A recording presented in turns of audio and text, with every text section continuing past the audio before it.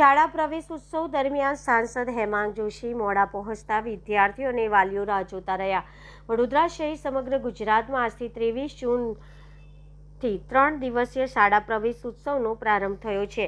રાજ્ય સરકારના આ અભિયાન અંતર્ગત શહેર અને જિલ્લાના સરકારી શાળાઓના નવા વિદ્યાર્થીઓનું સ્વાગત કરી પ્રવેશ આપવામાં આવી રહ્યો છે।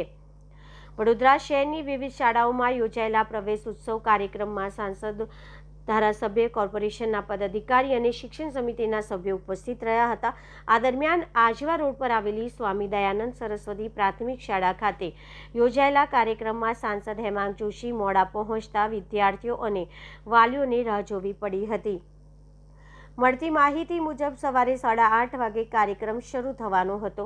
નિર્ધારિત સમય મુજબ વિદ્યાર્થીઓ, વાલીઓ તેમજ નગર પ્રાથમિક શિક્ષણ સમિતિના ચેરમેન સહિતના આગેવાનો સ્થળ પર પહોંચી ગયા। જોકે સાંસદ હેમાંગ જોશી અડધા કલાકથી વધુ મોડા પહોંચતા શાળાના પ્રવેશ દ્વાર પાસે સ્વાગત માટે ઊભેલા નાના બાળકોને ગરમી અને ઉકળાટ વચ્ચે રાહ જોવી પડી હતી। કેટલાક વિદ્યાર્થીઓ લાંબો સમય સુધી ઊભા રહેતા થાકી જતા જમીન પર બેસી ગયા હતા અને સાંસદની રાહ જોઈ રહ્યા હતા।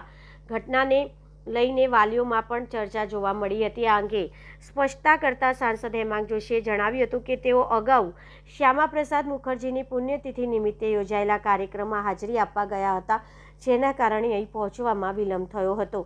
ત્યારબાદ સાંસદે શાળામાં વિદ્યાર્થીઓને પ્રવેશ અપાવી તેમને શુભેચ્છા પાઠવી હતી અને શિક્ષણના મહત્વ અંગે માર્ગદર્શન આપ્યું હતું। શાળા પ્રવેશ ઉત્સવનો કાર્યક્રમ ઉત્સાહભેર સંપન્ન થયો હતો। શુભ દિવસમાં આપણે કવિ પ્રેમાનંદ પ્રાથમિક શાળાના આંગણમાં વડોદરામાં અહીંયા આવવાનો આજે મોકો મળ્યો છે।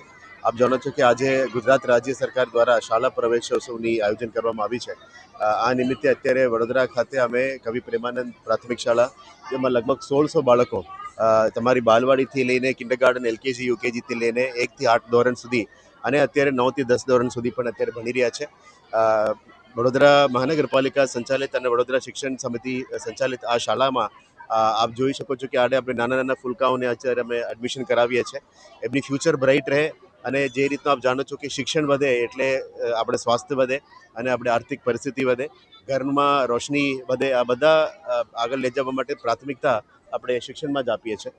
એટલે આજે રાજ્ય સરકારનું જે આદેશ પ્રમાણે અને અહીંયા ગુજરાત રાજ્યના શિક્ષણ ડિપાર્ટમેન્ટના ડિરેક્શનના પ્રમાણે અહીંયા અત્યારે શાળા પ્રવેશોત્સવમાં વોર્ડ નંબર 15માં અમે આવ્યા છે। અહીંયા ઉપસ્થિત તમારા તમામ ચૂંટેલા પદાધિકારીઓ, નગર પ્રાથમિક શિક્ષણ સમિતિના તરફથી જે પ્રતિનિધિશ્રીઓ, SMCના પ્રતિનિધિશ્રીઓ, શાસનાધિકારીશ્રી અને અહીંયા સ્કૂલના પ્રિન્સિપલ્સ અને ટીચર્સ, બહુ ખુશીની માહોલ છે। અહીંયા આપણા બાળકોને અહીંયા એડમિશન કરાવીએ છીએ। આશા રાખીએ કે જ્યારે આપણે વિકસિત ભારત અને વિકસિત ગુજરાતની વાત કરીએ અને વિકસિત વડોદરાની વાત કરીએ, આપણે ઉજ્જવલ ફ્યુચર માટે બાળકોની ફ્યુચર બ્રાઇટ રહે એટલે વડોદરાનું પણ ફ્યુચર બ્રાઇટ રહે, એ દિશાથી અત્યારે આ વિઝનથી કામગીરી કરી રહ્યા છે। અને નગર પ્રાથમિક શિક્ષણ સમિતિ અને મ્યુનિસિપલ બોર્ડ દ્વારા પણ ઘણું બધું પ્રાથમિક તૈયારીઓ પણ કરી છે આ શાળા પ્રવેશો માટે અને આવનારા પેઢી આગળ વધે અને દરેક ઘરમાં રોશની વધે એના માટે આ તૈયારીઓ સાથે અમે આગળ વધી રહ્યા છે। તમામ આજે ઉપસ્થિત શાળા પ્રવેશોના બાળકો અને પેરેન્ટ્સ, ખાસ કરીને વાલીઓને અમે આ કાર્યક્રમમાં સ્વાગત કરીને એમને ઘરમાં પણ સારી રીતે બધું આગળ વધે એ બાબતે પ્રાર્થના અને તમામ મીડિયા મિત્રોને પણ એ જ અમે રિક્વેસ્ટ કરીએ છીએ આપના દ્વારા કે વડોદરા શહેરમાં જેટલા પણ ડ્રોપઆઉટ બાળકો છે એ શાળા પ્રવેશો દરમિયાન પાછા આવે, એ તમામને નમ્ર વિનંતી છે। અમે પણ ઘણું બધું પ્રયત્નો કરી રહ્યા છે, પણ તમામ વાલીઓ જે ઘરમાં બાળકોને ભણવા માટે જે રોક્યા છે અથવા કંઈ કારણસર ઘરમાં રહેતા હોય છે, એમને આપણે સ્કૂલમાં ભણવા માટે મહેરબાની કરીને મોકલો, જેથી કરીને આપણે ગુજરાતનું અને વડોદરાનું ભવિષ્ય ઉજ્જવલ રહે, એટલી જ પ્રાર્થના છે।